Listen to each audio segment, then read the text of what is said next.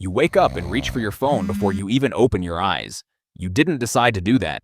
Something else decided for you. By the time you've had breakfast, brushed your teeth, and picked out your clothes, you have already made over 100 choices. You think you made them freely. You didn't. There is a trap hidden inside your mind. It has no walls, no locks, no bars. You cannot see it, touch it, or run from it. And yet, right now, it is closing around you tighter than any cage ever could. What if I told you that every single day you walk through the exact same door, expecting a different room, and get the exact same result? Let's test it. Right now. Don't think. Just answer. Pick a number between 1 and 10. Got it? Statistically, you probably picked 7. Almost everyone does. You believed you were choosing freely, randomly, from 10 equal options. But your brain doesn't work randomly. It works on patterns. Patterns it built years ago, without asking your permission. This is the first crack in the trap. And it goes much, much deeper. Imagine you're standing in a grocery store. Two brands of the exact same product sit side by side. One is priced at $4. The other is priced at $4.50, but has a red sticker that says was $6. Which one do you reach for?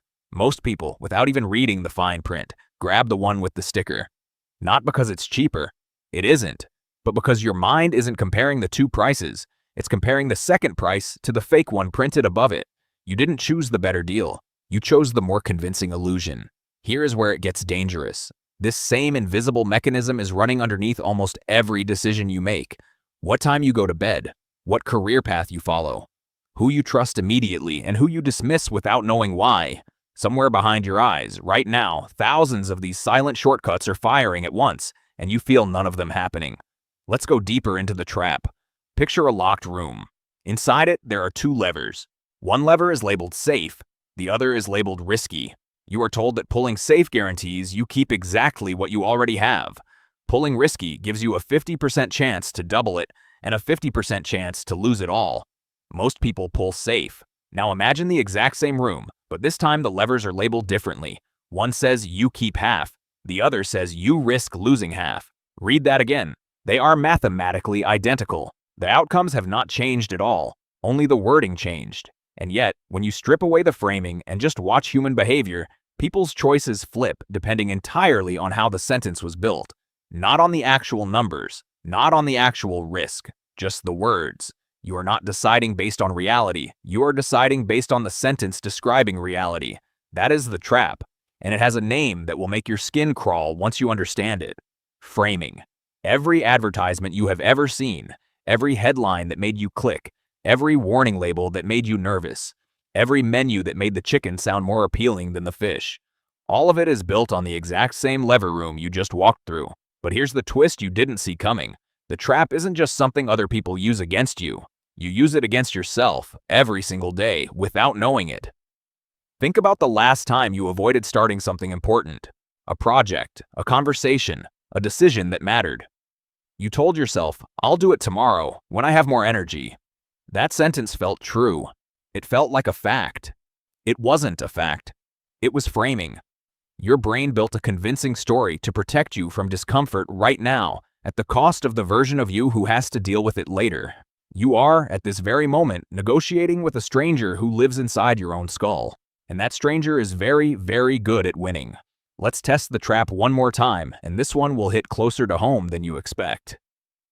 Picture your closet. Somewhere in it is a shirt you haven't worn in over a year. You know exactly which one.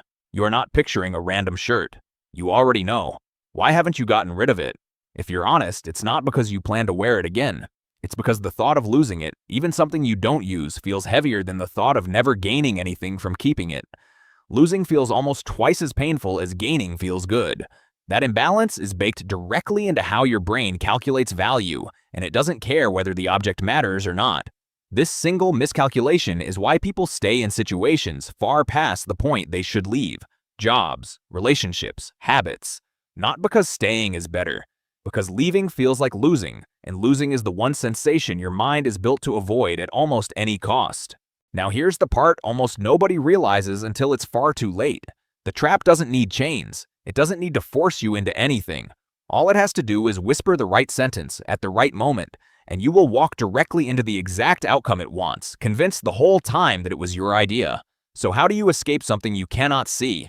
The clever ones, the ones who quietly outsmart this every single day, do one specific thing differently.